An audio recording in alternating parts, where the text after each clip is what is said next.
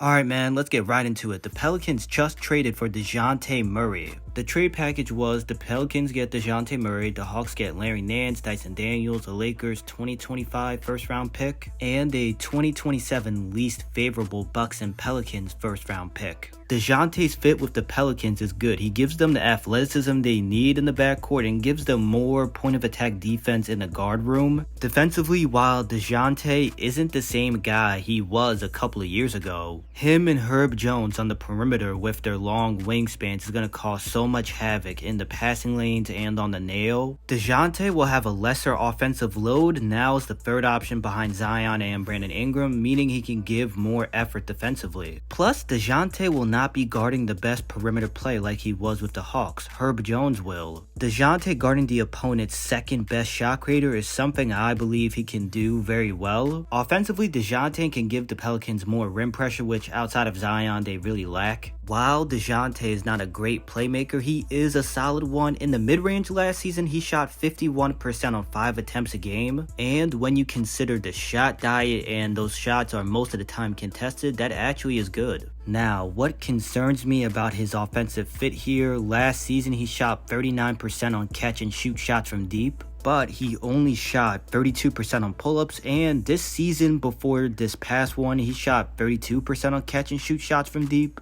And in that season, he shot 36% on pull-ups, but that was on a small volume. So the big question is, was Dejounte's shooting from last year off the catch real, or was it a flash in the pan and he will go back to being a below average shooter from deep? Because if his shooting from the deep off the catch last year was a flash in the pan, that causes a real spacing problem. Because Brandon Ingram is not a high volume shooter from deep at all, and Zion, we all know he's not giving you any outside shooting. From a trade value standpoint, the fact that the Pelicans were able to get Dejounte Murray without trading Brandon Ingram is great. Now, where does this place them in the West? Because Zion, Brandon Ingram, and Dejounte is a good trio, it's probably not enough to get you out of the West considering how loaded the West is, but hey, the West just got even more loaded than it already was. Man, I have not been liking the Hawks offseason so far. First, they took Zachary Reese-Shea with the first pick, and now this is all they get in return for Dejounte Murray. I just believe that if they did trade Dejounte Murray to the Pelicans, that they would be getting Brandon Ingram in return. Now, I do like Dyson Daniels. He's a good point of attack defender, has a long wingspan, being able to cause havoc in passing lanes and on the nail. And we're still waiting on his outside shot to come around, and while it's still possible that it does come around, it's not likely at this point. And with Larry Nance, I do not expect him to be on the Hawks for much longer. I expect him to get traded somewhere else for like a second round pick. Now, looking at the Hawks situation, is this good enough for Trae to stay with the Hawks? To be honest, we don't know what Trae is thinking. Because we have seen the rumors for over a year now about Trae could be on his way out, but those haven't turned into anything. But at this point, the Hawks building something good enough around Trae for him to want to stay gets much harder. But if you were to ask me right now how likely this trade does request a trade from the Hawks, I would say 55% he does request a trade, 45% he doesn't. I appreciate you watching this video. Don't forget to like the video and subscribe. Let me know in the comments your thoughts about the trade. I hope you enjoyed listening to my initial thoughts about the trade, and I'll see y'all in the next one.